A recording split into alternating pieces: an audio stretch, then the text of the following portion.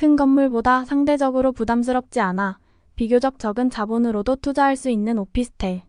상업용 부동산인지 거주용 부동산인지 그 사이의 경계 어딘가에 있는 듯한 오피스텔. 개인이 투자할 때 어떤 세무 이슈를 주의해야 할까? 1. 취득세. 오피스텔을 취득할 때에는 아직 업무용인지 거주용인지 그 목적과 용도가 불분명한 것으로 볼 수 있다. 따라서 오피스텔 자체를 취득할 때에는 거주용으로 사용하려는 의도라도 일반 상업용 건물 취득하듯이 4.6%의 취득세율을 부담하게 된다. 그러나 취득 이후에는 다르게 취급이 된다. 해당 오피스텔을 거주용으로 사용하면서 주택분 재산세가 부과되면 이후에 다른 주택을 취득 시 이 오피스텔도 주택수에 포함이 된다. 즉, 다주택 취득세 중과에 영향을 미치는 것이다. 다만 시가표 준액 1억 원 이하라면 제외될 수 있다. 또한 시기적으로는 2020년 8월 11일까지 취득한 오피스텔은 거주용으로 쓰더라도 주택으로 보지 않는다. 오피스텔 분양권은 취득 시기에 관계없이 주택수에 포함되지 않는다. 2. 재산세. 매년 6월 1일이 보유세 과세 기준일이 된다. 통상 재산세와 종합부동산세를 보유세라 한다. 기본적으로 오피스텔은 업무용으로 사용 시 건물분 재산세와 토지분 재산세가 각각 고지된다. 그런데 주택임대사업자 혜택 등을 위해 지자체에 해당 오피스텔을 주택분 재산세 분류 신청을 통해 거주용으로 씀을 자진하여 밝힐 시에는 주택분 재산세가 2회에 걸쳐 고지된다. 지방세는 공부상 용도에 좀 더 중점을 두는 경향이 있으며 공부와 실질이 다른 경우에는 그 실질에 따라 과세되어야 하겠지만 관할 지자체 상황에 따라 현황 조사가 빈번하지는 않다. 3. 종합부동산세. 종합부동산세는 매년 6월 1일을 기준일로 재산세 부과 현황에 따르게 된다. 재산세가 주택분으로 부과된다면 종합부동산세도 해당 오피스텔의 공시가격만큼 합산되어 부과 대상이 된다. 1주택 단독명 이자라면 인당 12억 원 공제가 되고 그 외에는 인당 9억 원 공제가 되므로 초과분은 종합부동산세가 발생한다.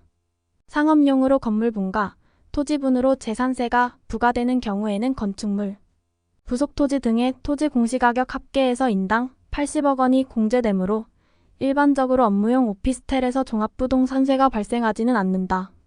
이처럼 종합부동산세가 달라지려면 재산세 단계에서부터 바뀌어야 한다. 4. 부가가치세. 오피스텔을 업무용으로 쓰고 있다면 부가가치세 과세 대상이다. 반면 오피스텔을 실질적으로 거주용으로 쓰고 있다면 과세 사업자 등록 여부와 관계없이 주택 임대이므로 부가가치세 면세 대상이다. 이때에는 부가가치세 신고 대신 매년 초에 매출 등을 보고하는 면세사업장 현황신고 대상이 된다.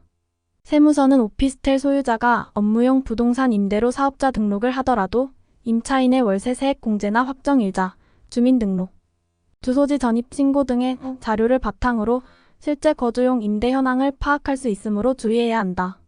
5. 종합소득세.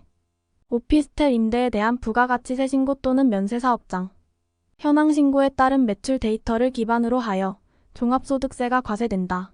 거주용 임대 시 오피스텔도 주택수에 포함이 된다.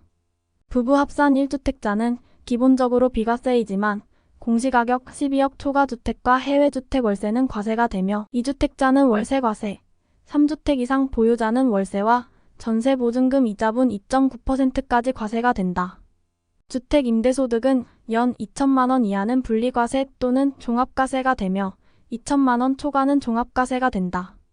혹시라도 2천만 원 이하가 비과세라는 이야기는 2018년까지의 과거 규정으로서 현재는 해당하지 않으므로 주의해야 한다. 반면에 업무용 오피스텔은 금액 상관없이 부동산 임대소득으로서 무조건 종합과세가 된다. 6. 양도소득세.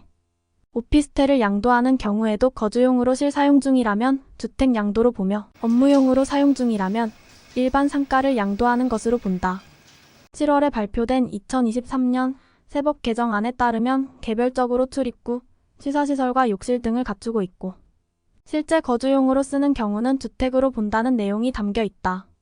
주택의 개념을 좀 더 명확히 할 예정인 것이다. 양도소득세와 같은 국세는 지방세보다 상대적으로 실질을 더 중요시한다. 이는 형식을 뛰어넘어 실질에 따라 과세한다는 세법의 대원칙인 실질과세 원칙이다. 오피스텔이 주택으로 간주되면 1세대 1주택 비과세에도 영향을 미치며 다주택 중과 등의 이슈도 따르게 된다. 다만 만약 거주용 오피스텔 하나만을 보유 시 거래가액 12억까지는 양도세, 비과세를 검토해 볼 수 있으므로 비과세가 없는 업무용 오피스텔에 비하여 오히려 유리한 부분도 있을 수 있다. 세무서는 매년 기획점검을 통해 오피스텔 과세 재원을 찾아내고 있다. 오피스텔 임차인이 사업자 등록이 되어 있으나 그 임대인은 사업자 등록을 하지 않은 경우 이는 임대인에게 업무용 부동산 임대소득이 있는데 신고 누락 가능성이 있음을 뜻한다. 또한 반대로 오피스텔 임대인이 사업자 등록을 했는데 임차인이 사업자 등록을 안 한 경우 이는 주택으로 임대 중임을 추정할 수 있다. 이에 해당하는 오피스텔 소유자들의 명단은 과세관청에 고도화된 전산망을 통해 추려진다. 이처럼 기획점검 대상이 될 수 있고 다양한 세목들의 과세 이슈가 포착될 수 있으니 오피스텔 소유자는 주의해야 한다.